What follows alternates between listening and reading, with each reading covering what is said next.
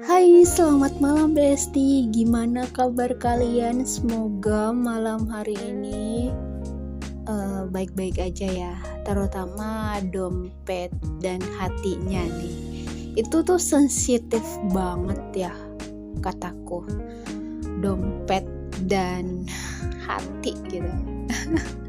Semoga teman-teman semua selalu dalam lindungan Allah Subhanahu wa taala dan semakin banyak rezekinya biar bisa selalu dengerin podcast aku ya kan. Kalau banyak rezekinya kan bisa beli kuota tuh 100 giga dengerin satu persatu podcast aku.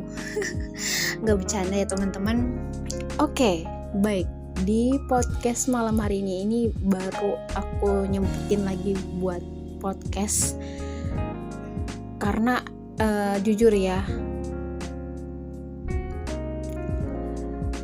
tantangan terbesar seorang konten kreator itu, apalagi kalau belum dibayar gitu ya kan, itu tuh moodnya naik turun.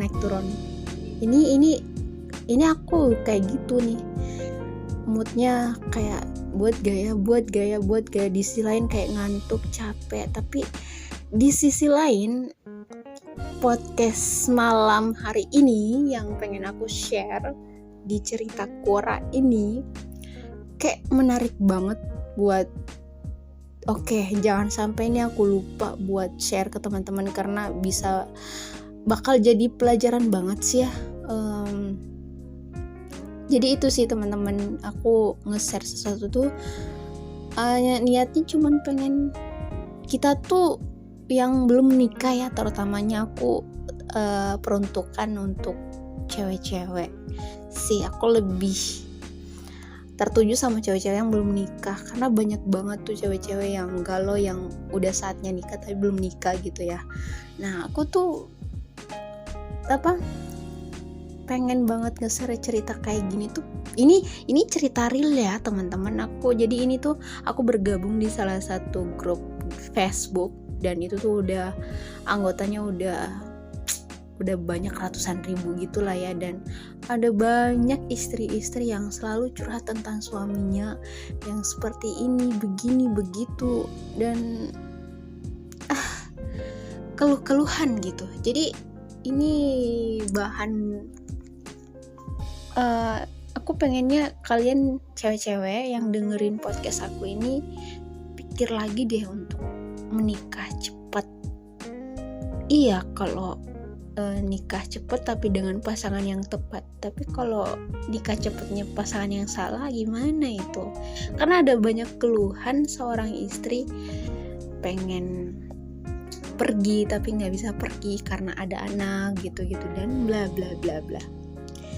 Banyak banget ya. Jadi ini harus sih. Jadi aku kayak malam ini tuh menentang rasa ngantuk, moodnya aku. Pokoknya ini harus di-share gitu. Oke, langsung aja aku bacain ya teman-teman. Karena orang yang menulis kisahnya ini agak banyak tipe-tipenya gitu, jadi mohon maaf kalau aku bacanya kadang ada salah ya teman-teman. Nah langsung aja ya, kita sebut hamba Allah aja. Numpang curhat dan minta pendapatnya. Jadi saya itu bertengkar sama suami saya. Saya di dapur, tiba-tiba suami ngomong sama saya. Oh iya, di rumahnya mamamu ada kompor kita kan? Dulu dibelikan harga berapa? Katanya. 600.000 kayaknya, kataku. Oh, di mamamu kan kau ada utang 500.000.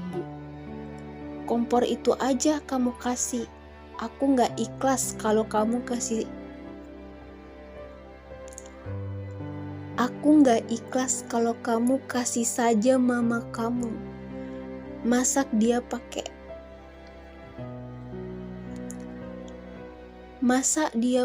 aja, katanya suami.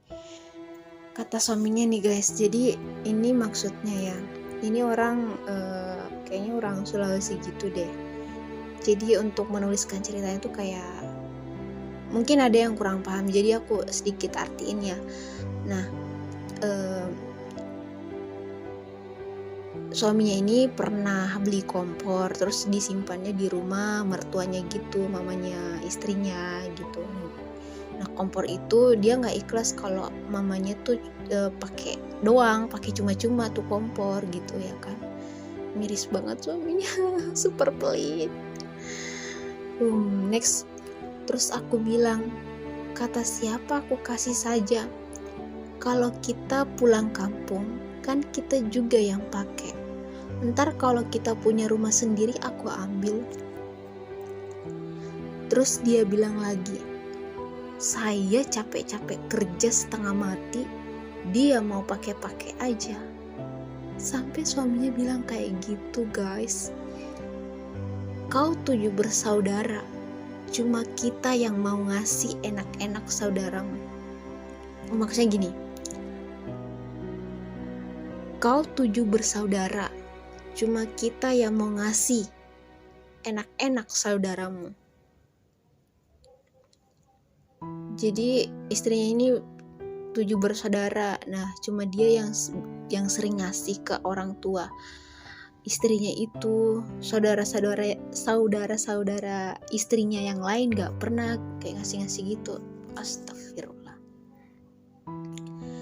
Terus kata si istri, aku langsung istighfar, astagfirullah, sakit banget hatiku. Nah, kebetulan aku udah 1 minggu sakit aslam dan dadaku sakit dan sesak. Dia malah bikin aku stres. Jadinya aku sempat pingsan. Pas aku sadar, aku masih di tempat aku pingsan tadi. Dia gak hiraukan. Ya Allah, buat temen-temen yang lain, pikirin lagi kalian. Nikah tuh bener-bener harus pilih deh yang tepat pokoknya teman-teman. Dan dia lanjutkan lagi kata-katanya, ingat ya, aku gak ikhlas kalau kamu kasih saja, enak aja mau pakai. Aku langsung bilang, kamu pikir gak kata-kata kamu barusan sama saya? Pikir gak kalau nyakiti hati orang? Kamu gak ingat pengorbanan orang tuaku sama saya? Saya lahirkan anak kamu. Kamu tidak ada dan tidak mau datang di kampungku. Mamaku yang urus saya, nyuci darah saya, urus anak kamu. Dia belikan anak kamu celana. Dia kasih makan aku selama lahiran 9 bulan di kampung. Terus dia ngomong, sudah sepantasnya orang tua bantu anak. Ya Allah, ya Rabbi. Ini beneran ya, pas aku baca nih status hamba Allah ini, aku sampai ya Allah, ada gitu suami yang sampai segininya banget gitu. Ini mereka menikah berdasarkan cinta gak sih? Kalau iya berdasarkan cinta, ternyata cinta gak menjamin juga kan kebahagiaan gitu. Aduh, parah sih. Lanjut, aku langsung ngomong, karena aku gak tahan lagi. Ya udah, kalau bicara kamu begitu, kita cerai saja. Aku gak kuat dengan caramu. Selama ini aku bertahan hadapi kamu. Dari 3 bulan kita nikah, kamu kasari aku, bentak aku di tempat umum. Pas saya hamil 3 bulan dan anakku lahir, kau malah bentak juga sampai anakku meninggal gara-gara sakit paru-paru. Astagfirullah. Kau pernah cekik leher saya. Saya sabar. Saya dicaci sama bapakmu dan ibu tirimu. Aku sabar. Dijelek-jelekin, aku sabar. Aku hamil kedua di rumah nenekmu. Aku disuruh angkat berat sampai aku keguguran. Aku sabar. Duh, pengen nangis nih. Kau malah ngomong takdir. Masuk rumah sakit untuk dikuret 4 malam. kita di sana tidak ada seorang pun keluarga kamu yang datang jenguk. Aku hamil ketiga, hamil 4 bulan, kamu kasar sama aku. Usir aku dan anakku umur 11 bulan. Kamu kasari aku dan dia. Kamu usir. Sudah 3 kali kamu usir aku. Aku mau pergi, kamu minta maaf. Janji tidak ulang, tapi kamu ulangi lagi. Kurang sabar apa aku sama kamu? Aku ikutin kemanapun kamu pergi. Ikut agama kamu. Lebih baik kita cerai. Aku lelah fisik dan batin. Bahkan gaji kamu sebulan 1.500.000. Aku belanja buat keperluan dapur. Kamu bilang aku boros. Aku belanja buat kamu makan.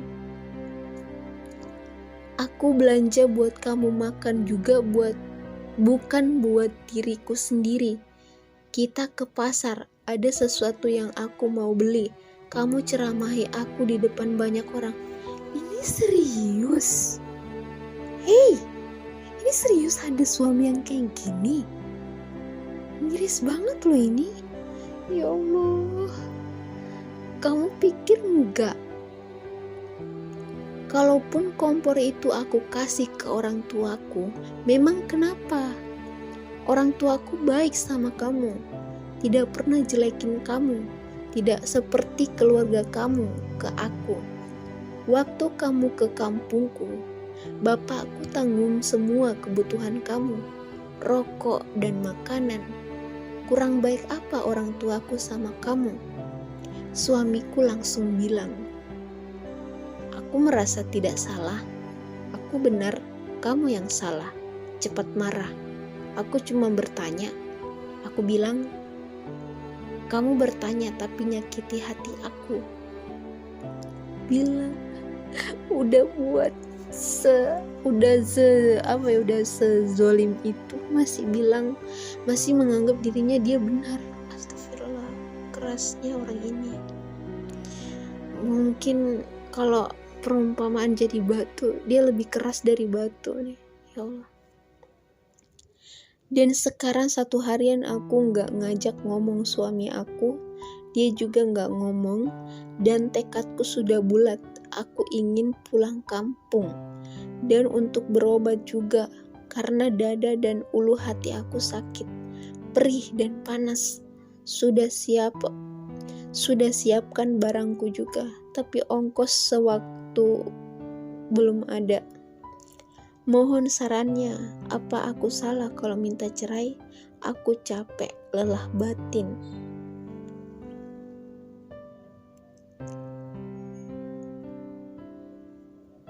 Nah, itulah dia tadi, guys. Kisah yang dia alami seorang hamba. Itu dia seorang istri, seorang ibu ya, udah punya anak. Bayangin, kayak bertubi-tubi banget gitu ya ujiannya. Aku gak ngerti itu dia beneran real menceritakan kisahnya atau emang cuman pansos. Tapi apapun itu udah dibentuk dalam sebuah cerita. Kalaupun ada suami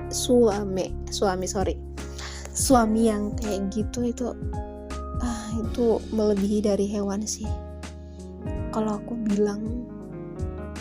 Karena emang aku sampai gak habis pikirnya itu. Hey, sesama manusia, kenapa ya kadang orang tuh merasa, kalau dia ngerasa oke, aku punyamu, kamu punyaku, kadang di situ ada rasa ingin semena-mena gitu. Dan kalau udah ngerasa ingin semena-mena sampai lupa cara menghargai pasangan. Padahal kan penting banget untuk saling menghargai pasangan, ya gak sih? Apa gimana? Ini bukan main-main sih. Aku harap sih channelku nanti ditemukan sama teman-teman yang mungkin lagi dalam keadaan galau karena udah saatnya menikah dan dapat tuntutan dari orang tua harus gini, harus nikah di gini dan bla bla bla bla. Kalau suatu saat kalian dengerin podcast aku ini, pikirkan lagi untuk menggalaukan. Nikah itu adalah jalan keluar. Nikah itu jalan keluar dari masalah kalian. Hey, sadar. Menikah itu rata-rata nih yang aku lihat ya, dan aku aku bicara sesuai fakta ya. Banyak orang yang menggalaukan ingin menikah dengan pandangan, dengan catatan menikah itu adalah goals yang kalau udah kesampaian udah selesai gitu masalah. Padahal kan gak gitu. Aslinya kalau nikah nih, ya udah tunggu masalah datang lagi, baru dimulai, malah lebih dari masalahnya, lebih dari yang waktu dia sebelum nikah gitu, ya nggak sih? Iya sih, banyak yang berpandangan. Kalau aku melihat dari segi banyak orang yang menggalaukan perihal pernikahan karena udah tua lah, udah inilah. Padahal kan aslinya emang menikah itu bukan goals hidup gitu. Kalau menurut pandangan aku ya, goalsnya hidup itu adalah dimana kita di muka bumi ini harusnya berlomba-lomba dalam kebaikan itu sih ya. Berlomba-lomba dalam kebaikan. Soal menikah, dapat jodoh yang kayak gitu-gitu tuh, itu tuh semacam bonus aja sih ya nggak sih? Bonus dari Tuhan. Jadi intinya kalau kita udah jadi baik nih di muka bumi ini, udah baik aja, pasti nggak mungkin dong Allah nggak ngasih bonus itu gitu, ya nggak sih? Logika aja, kalau kita kerja sama orang, kerja kita bagus, baik, pasti bos juga akan kayak suka, senang, dan pasti bakal ngasih, pastilah ada ngasih lebih gitu, atau tip-tip apa gitu, ya nggak sih? Kayak gitu aja sih. Jadi pikirkan kembali guys, kalian nikah cepat tapi dengan orang yang salah, menikahnya lama tapi dengan orang yang tepat. Kalian yang menentukan kebahagiaan itu, bukan orang tua, bukan temen, bukan kata orang, bukan. Jadi buat teman-teman yang mungkin galau karena sering dikatain sama tetangga lah gitu lah, karena emang ya ini aku ngomong gini juga berdasarkan pengalaman aku ya. Aku di umur 27 ini aja udah kayak digembor-gembor banget sama tetangga, gini-gini lah, dikatain ini dan itu. Tapi setelah aku kayak nemuin grup di Facebook ini dan banyaknya yang berbagi cerita yang mereka alami, terutamanya seorang istri, aku di situ wow, ternyata menikah nggak apa ya. Jadi buat teman-teman cari jodoh tuh yang emang terbaik, seleksi